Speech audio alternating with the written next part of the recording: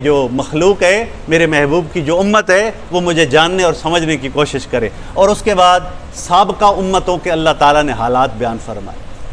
कहीं जनाब नूह अलैहिस्सलाम का ज़िक्र है, कहीं जनाब हज़रत लूत अलैहिस्सलाम का ज़िक्र है, कहीं जनाब हज़रत हूद अलैहिस्सलाम का ज़िक्र है, सालेह अलैहिस्सलाम का ज़िक्र है, जो बंदर बना दिए गया उनका ज़िक्र है, जिनको सूअर बना दिया गया उनका ज़िक्र है, जिन पर पत्थरों की बारिश करके उनको हिलाक कर दिया गया, और वो कौम लूत जो आज भी बैर मुर्दार में गर्क हो रही है, वो सारे के सारे कुरान पाक ने ऐसे ही बयान कर दी। हम या रसूलल्लाह के नारे लगाते रहे, हम इश्क के गीत गाते रहे, नाते पढ़ते रहे, और अंदर के हालात वही रहे। इंसान के अंदर के हालात तो वही हालात रहे। हमारा माहौल और मुआशरा बिगड़ के उस बुराई तक पहुँच चुका है कि यहूदी आज़ाद हो गया, ईसाई आज़ाद हो गया।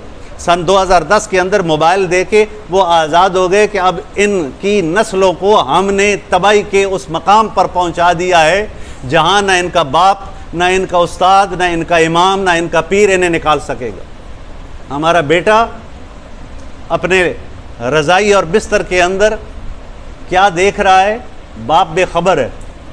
वक़्त का दज्जाल ये है, और दज्जाल ज़मीन मट्टी से होगा और इसकी चिप भी मट्टी से है।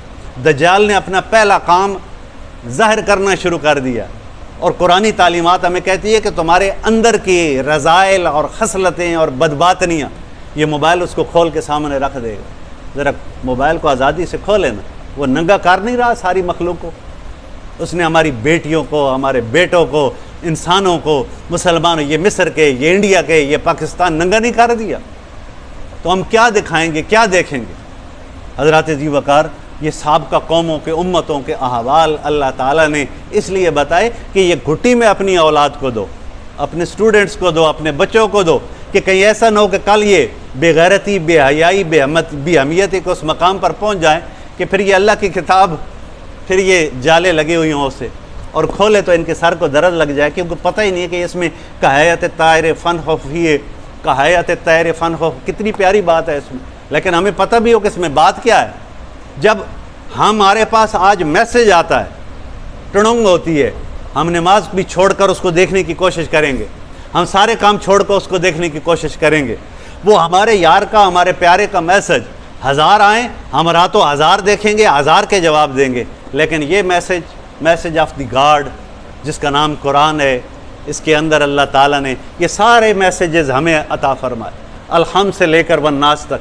क्या हमें कोई कुरान का ये मैसेज मालूम है कि अल्लाह ताला हमसे क्या कह रहा है? नमाज हम पढ़ते हैं, हमारे एक बुज़ुर्ग तरबियत की, उन्होंने फरमाया कि अल्लाह ताला तो फरमाता है कि ला तक़रबुस सलात, नमाज के करीब न जाओ, न जाओ। आगे फरमाया व अंतुम सुकारा, जबकि तुम नशे की हालत में हो। अब हम समझते हैं कि हम कौन सा शराब पी के नमाज पढ़ने आते, हम कौन सा चर्स पी के नमाज पढ़ने आते। तो आगे उन्होंने बड़ी प्यारी वजाहत फरमाई। वजाहत क्या फरमाई कि नशा क्या होता है?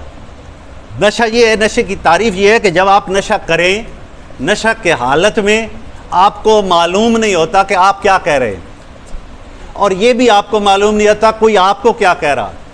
बंदा गालियाँ बके, कुरान पढ़े, उसे ख़बर नहीं। कोई उसे गाली दे, कोई कुरान पढ़े, कोई हदीस सुनाए, उसे ख़बर नहीं।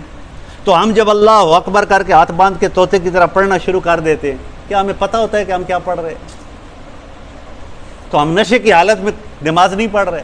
अल्लाह ताला ने तो मना फरमाया, ऐ मेरे बंदे, अगर इस तरह नमाज पढ़नी है छोड़ दे। अब हम छोड़ने की बजाय उसको समझने की कोशिश करेंगे, उसको याद करने की कोशिश करेंगे, उसके मफाहिम में उतरने की कोशिश करेंगे।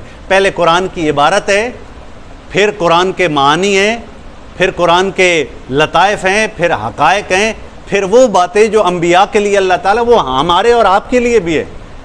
लेकिन हम अपने दिल के आईने को साफ़ नहीं करते, जिस्म को पाक नहीं करते, कुरान को समझते नहीं। और जब हम बंदा इस तरफ आने लग जाता है ना, अल्लाह ताला फरमाता है तुम मेरी फ़ुक़ाहत, मेरे कुरान की, मेरे दीन की समझ की तरफ आना शुरू कर दोगे, मैं तुम्हारे लिए रास्ते आसान करता चला जाऊँगा। और अगर तुम शैतान की तरफ जाओगे तो शैतान तुम्हारा रास्ता आसान करता चला जाए। हमें ख़बर ही नहीं होती।